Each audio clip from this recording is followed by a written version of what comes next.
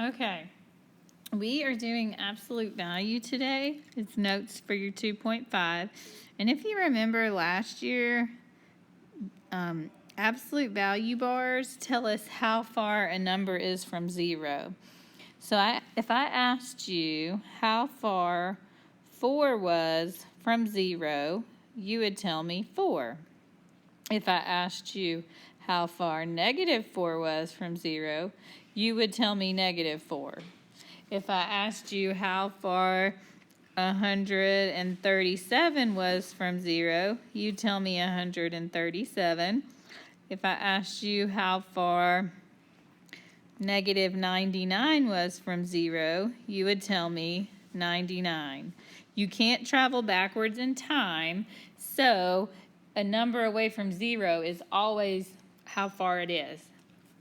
How many jumps you would take. It doesn't matter if you're jumping forward or backwards.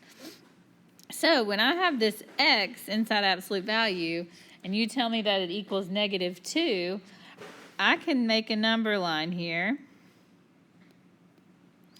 0, 1, 2, 0, -1, -2. So that x is 2 away from 0. So he could be 1, 2. He could be right here, or he could be 1, 2 right here. So that means that when you have a variable inside an absolute value, you could have two answers. X could be -2, or x could be a +2. We write that all together in the squiggles and call it a solution set. So I don't know if you remember last year, but I told you a story about absolute value. They look kind of like bars, like you're in jail. And remember, when you're in jail, you have two choices. You can be good when you come out, or you can be bad. So let's try it with the M over here. My little buddy M is in jail, and it's time for him to come out. When he comes out, he has two choices. He could be a +14 and be good, or he could be a -14 and be bad.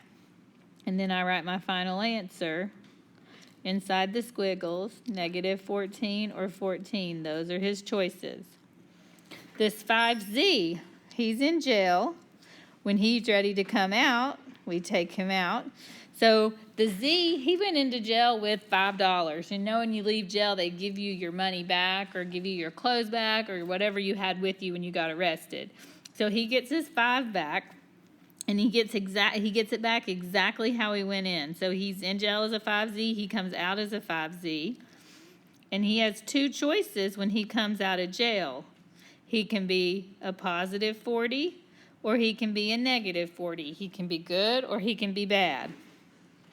Now, these are like two separate equations.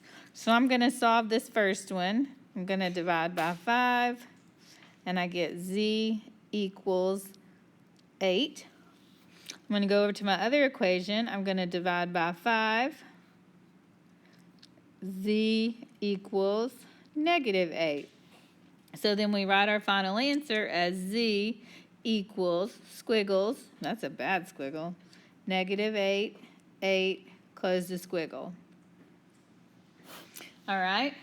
I've got this -7a here. He's in jail, and it's time for him to come out.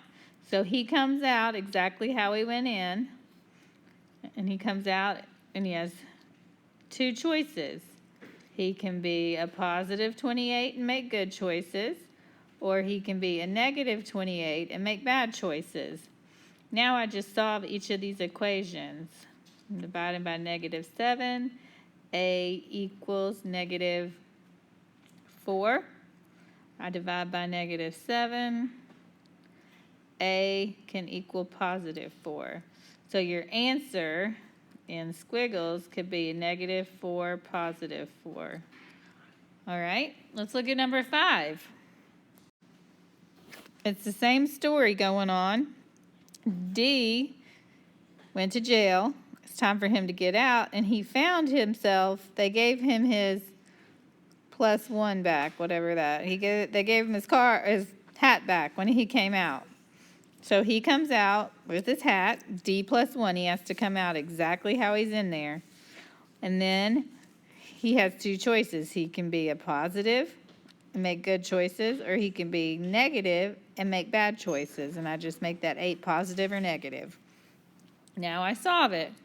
Well, what's the opposite of plus 1? It's minus 1. That goes away. Sorry. D equals 7. I can subtract 1 on this side, and I get D equals negative 9. So my two choices for D in my squiggles are negative 9 or 7. All right. This last one right here, I would like for you to do it yourself. Remember that W will come out of jail with his minus 3. I'll write 2 problems. One will have a positive 4 answer, one will have a negative 4 answer, and I'll solve it. Turn this in when you're done.